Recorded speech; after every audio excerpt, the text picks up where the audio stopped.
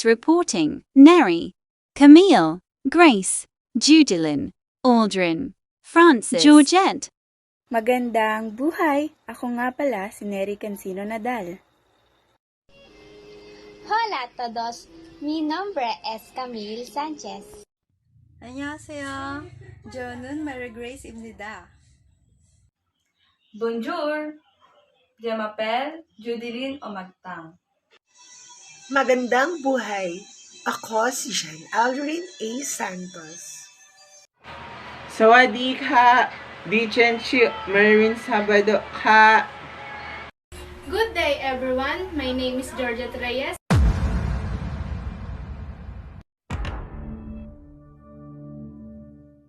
A blessed day everyone. So hi, I'm Nerry C Nadal. So we are the last group or the group number 7, and if I'm not mistaken, I know that everyone are excited, right? And yes, so we will be talking about integrative cases. First of all, the last portion of the cases is the integrative cases. Strategically linked objectives for the fundamental features of international business are filled in the end of the book cases. By providing a set of instances, it is able to expand on and enhance its global market leadership as well as its focus on current, application reach, relevant, and comprehensive content. So several of these cases deal with business and country scenarios in China, Germany, Mexico, Myanmar, Russia, Venezuela, and other major global markets. Apple, Domino's, Ford, General Motors, Microsoft, Philips, Siemens, Skype, Subaru, and Volkswagen, to name a few, are among the corporations covered in these scenarios. Importantly, it covers scenarios involving the small, medium, and large businesses, and each case has a specific focus as shown in the matrix right there. But we've also written each case to be utilized in a more depth discussion about the company, country, or issue highlighted for those presenter who prepare to delve deeper into a case scenario. So allow me to introduce you to the cases we'll be talking about. These are the Global Medical Tourism by Ms. Sanchez, Hugo Chavez Venezuela by Ms. Pagunsan, Volkswagen Presence in Russia by Ms. Omagtang, Domino's Global Marketing by Mr. Santos, Siemens Global Competitiveness by Mr. Sabado, and last but not the least, Microsoft Foreign Cash Holding by Ms. Reyes.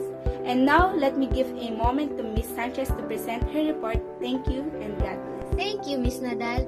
Healthcare seems to be in the news constantly, from the cost of healthcare to the quality of delivering healthcare. Do you know that the United States prides itself on having the best healthcare, but it is also the most expensive healthcare provider in the developed world?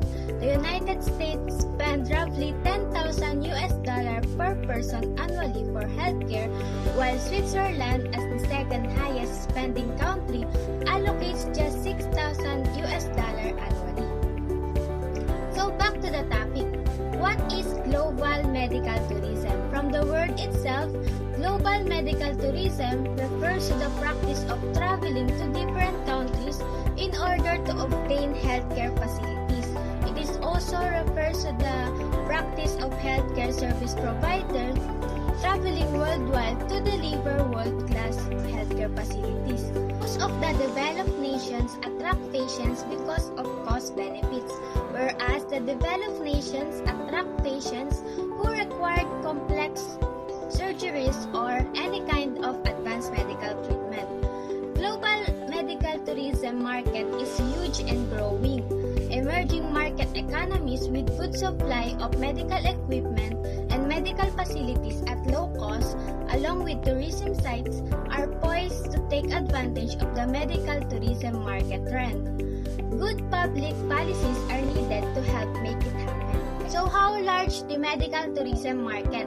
The region has a large pool of healthcare facilities that offer medical tourism services. The India medical tourism market was valued at $2.89 billion in 2020 and is expected to reach $13.42 billion by 2026. While in the Middle East and Africa, in 2020, they accounted for 25% of the market. So, why is medical tourism expected to grow? The global medical tourism market is expected to grow with a CAGR of 8.5% during the forecast last period. The factors associated with the growth of market including first, higher treatment costs in developed countries. Second, availability of the latest medical technologies. Third, growing compliance on international quality standards. Fourth, high quality of service. Fifth, health insurance portability. And last, advertising and marketing of the medical tourism. The cost of undergoing medical treatment in a developed country is very high. It is estimated that although the treatments are of reliable quality, the procedures tend to be on the expensive side. Along with this, the major healthcare products are also quite extravagantly priced. So, are you wondering what are the most active emerging country players in medical tourism? First is the Asia, including India, Malaysia, Singapore, Thailand, South Korea, Taiwan, Philippines of course, and Japan. Second is the Latin America, including Brazil, Costa Rica, Mexico, and Cuba. Third is the Middle East, including Dubai only. Last is the Europe, including Hungary, Poland, and Turkey. That is the global medical tourism. The floor is now yours, Miss Mary Grace Pagunsan, to discuss the Venezuela under Hugo Chavez. Thank you, Miss Camille Sanchez. So now let's move on to Venezuela under President Hugo Chavez. President Hugo Chavez was the former president of Venezuela. President Chavez came to power after unsuccessfully attempting a coup by winning an election in 1998. He won by selling the idea of giving power to the people, campaigning against corruption, economic mismanagement, and the harsh realities of global capitalism. He created an image of an enlightened world leader, selling oil at a discount to many Latin American nations to buy goodwill. Chavez served as president for 14 years. He died after losing a battle against cancer on March 5, 2013. The economic and political system under Chavez's leadership. Chavez blasted the notion of global capitalism. Numerous entities were taken over by the state and many companies were forced into reforming as workers' cooperatives. The government is also reaching far and wide into rural areas, where they have seized farms and turned them into state-owned cooperatives. Chavez also used the country's oil revenue profits to increase government spending on numerous programs, some of which were modeled after some of Cuba's programs. The high level of public corruption in Venezuela. The Transparency International, which ranks the world's nations according to the extent of public corruption, noted that corruption increased under Chavez. In 2012, Transparency International ranked Venezuela 165th out of 174 nations in terms of level of corruption. The high level of corruption in Venezuela will undoubtedly have a negative effect on the nation's future growth rates and domestic businesses. Chavez's unilateral changes to contracts with foreign oil companies will affect future investment by foreigners in Venezuela. In Venezuela, they depend on the oil industry for 70% of its exports. Because of this, Chavez decided to push out foreign companies and expanded the whole of the state-run company. In 2005, Chavez explained that the state would increase royalties on oil sales from 1% to a whopping 30%. He also stated that in 2016, the tax rate of oil sales would also increase to 50%. Basically, it is easy to recognize that by making it more difficult for foreign investors to do business in Venezuela, Chavez is threatening future economic growth. From 2006 to 2008, oil production has fallen every quarter. The result of oil prices falling led to a failing Venezuelan economy. The economy shrunk in the early 2000s, while unemployment remained persistently high at 15 to 17%, and the poverty rate rose more than 50% of the population. Oil accounts for 70% of the country's exports Therefore, when oil prices fell due to fleeing outside companies, the country could not make up the difference in production. Thus, a crumbling economy and government revenue is free. Many foreign multinationals exited or reduced their exposure in Venezuela. The reduce of exposure of many foreign multinationals left a big impact to Venezuela. It also left a large impact on the increase in unemployment for the country's citizens. The oil production in Venezuela fell by a third between 2000 and 2012, as foreign oil companies exited the country and the state-run oil company failed to make up the difference. President Nicolas Maduro took over the presidency after Chavez's death. Following Chavez's death, his handpicked successor, Nicolas Maduro, took over the presidency. Maduro continued the policies introduced by Chavez. He is a Venezuelan politician and labor leader who won the special election held in April 2013. Under his presidency, some things did not go well. By 2014, the country was in a recession.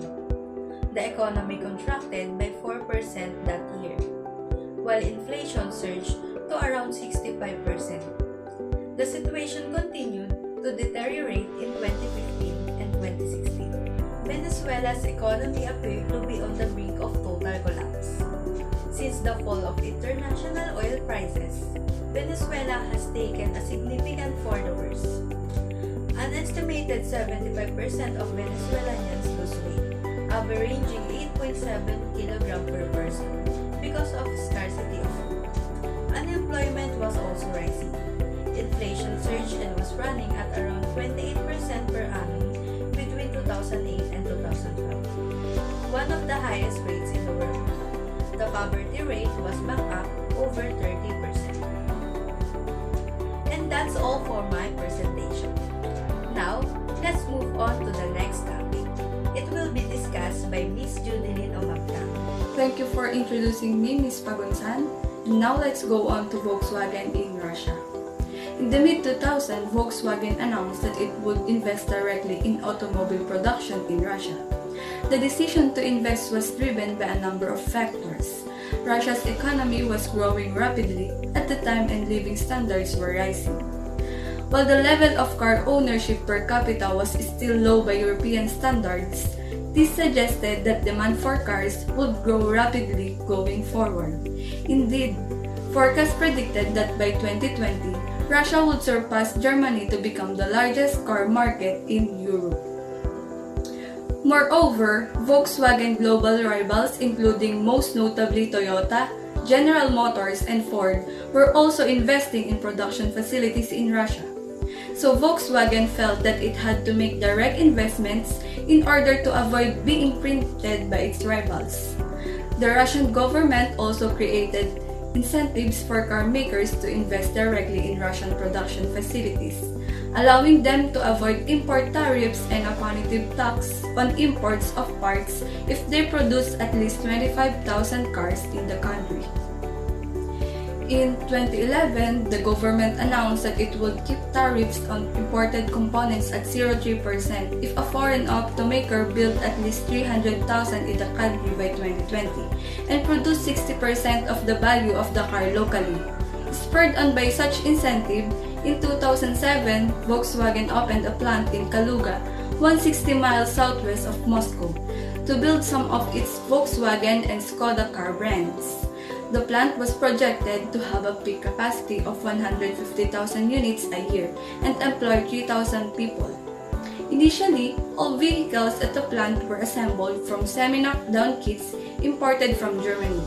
In October 2009, however, the plant launched full-scale production, including welding and painting of vehicles. In October 2011, Volkswagen announced that together with a local partner, GAZ Group, it would open a second plant near St. Petersburg as it strove to reach the 300,000 units of local production by 2020.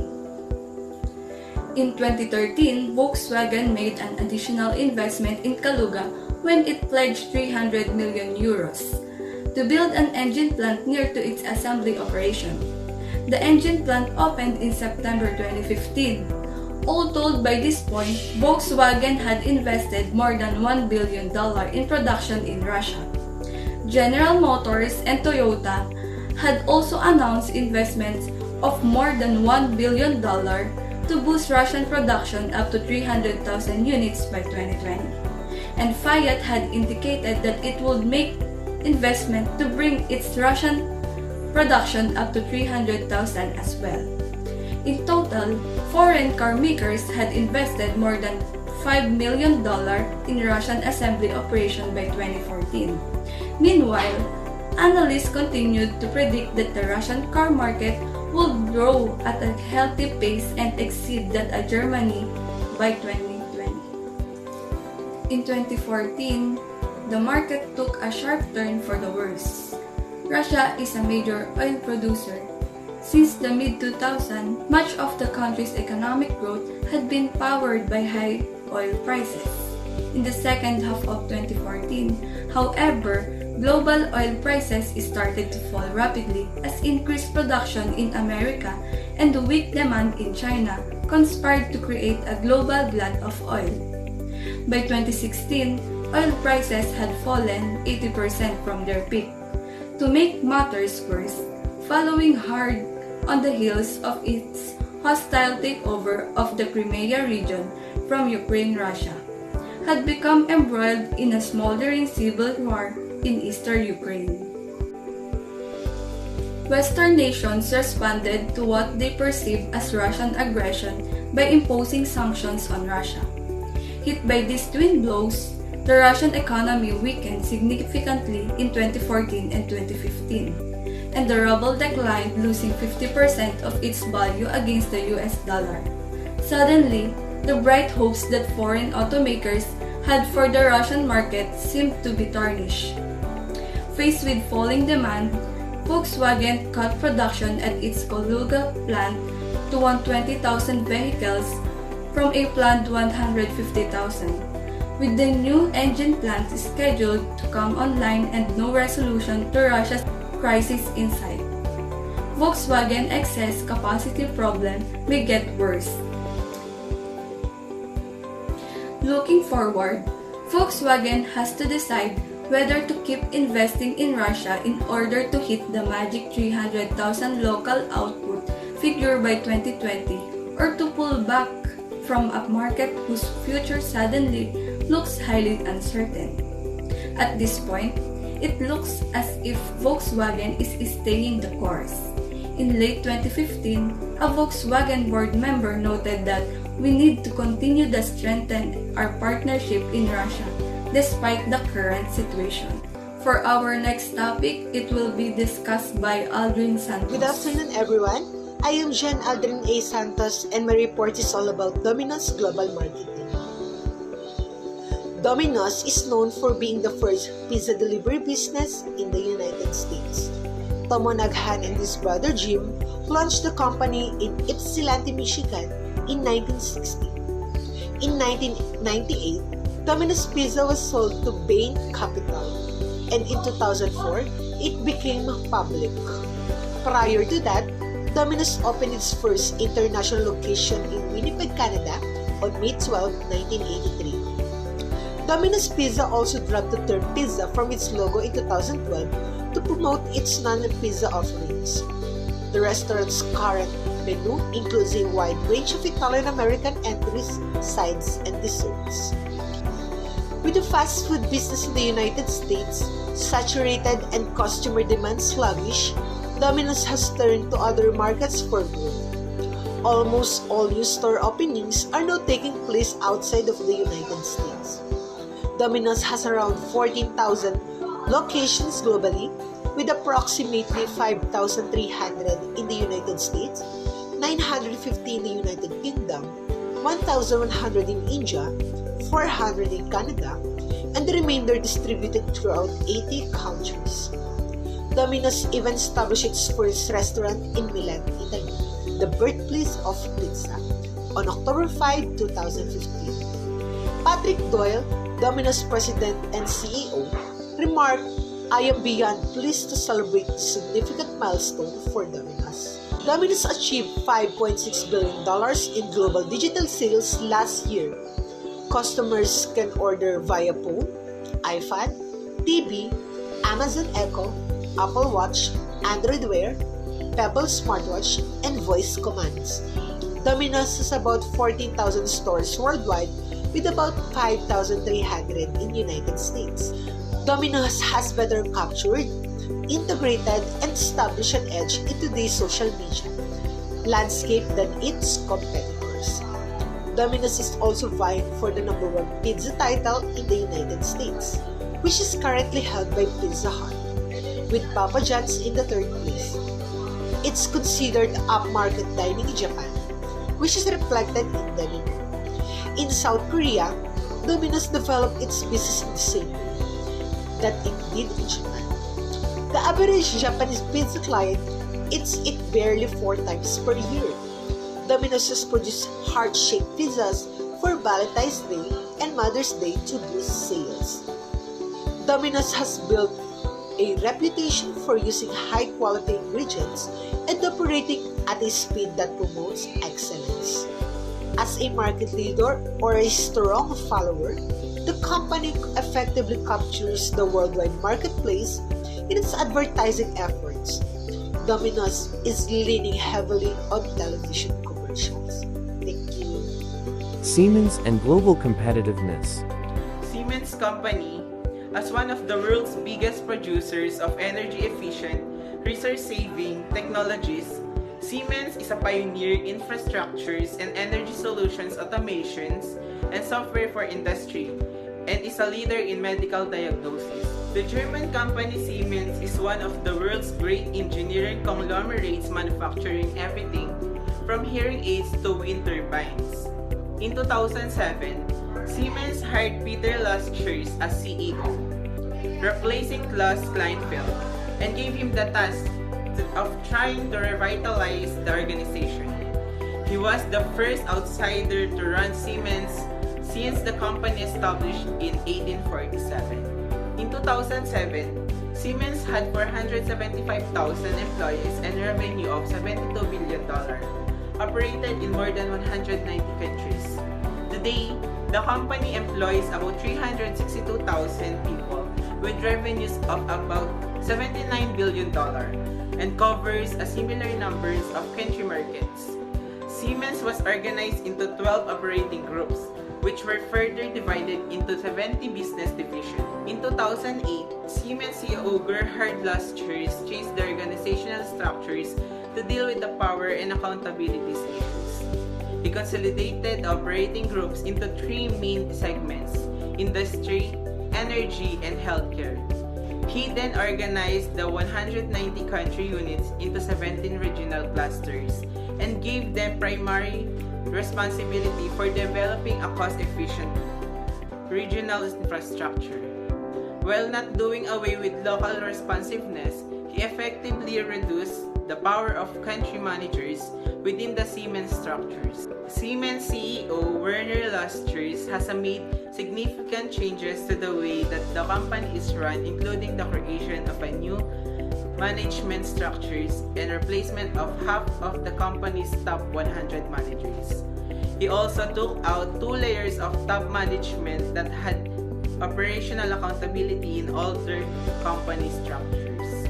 Global competitiveness, ability of nations to provide quality products and services and competitive prices, thereby providing adequate returns. Competitiveness is the comparative concept of the ability and performance of a firm, subsector of a country. The World Economic Forum's Global Competitiveness Index covers 142 economies, representing 99% of world GDP. This global ranking paints a picture of a country's ability to attract investments, raise per capita GDP, create jobs and wealth for itself, and ultimately raise the standards of living for its people. Philippines moves up 10 places in the World Economic Forum's and annual Global Competitiveness Index. However, we slipped by 2 positions to 136 in International Finance Corporation Doing Business report. Our top 3 immediate challenges are in the areas of corruption, inefficient government bureaucracy, and infrastructures. Thank you, and that's all my report. So now, let's hear the report of Miss Georgette Reyes. Thank you, Francis. And my topic is all about Microsoft and its foreign cash holdings. But before that, I will discuss the origin of Microsoft.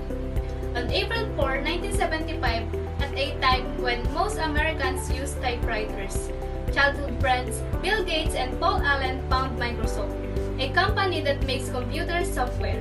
Originally based in Albuquerque, New Mexico, Microsoft relocated to Washington State in 1979 and eventually grew in a major multinational technology corporation.